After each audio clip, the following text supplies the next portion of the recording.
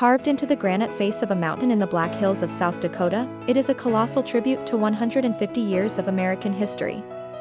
For giant presidential faces, a monument of democracy and controversy. This is Mount Rushmore. First, it depicts 4 key presidents. The 60-foot-high carvings show the faces of Abraham Lincoln, Theodore Roosevelt, George Washington, and Thomas Jefferson.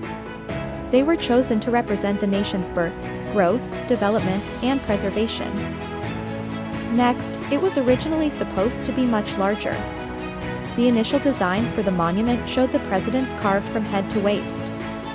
However, due to a lack of funding, construction was stopped in 1941, and only the heads were ever completed.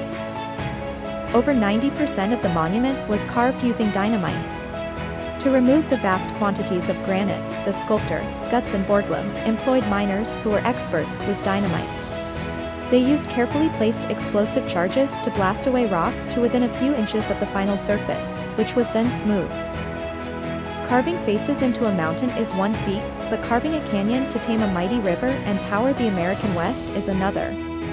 Next time, we visit the engineering marvel of the Hoover Dam. To see its massive scale, follow or subscribe now.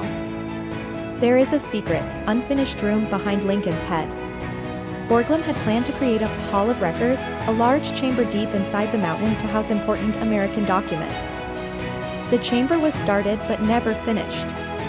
Today, a small repository containing historical texts is sealed inside the entrance.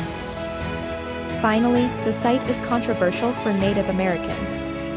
The Black Hills are sacred land to the Lakota Sioux tribe.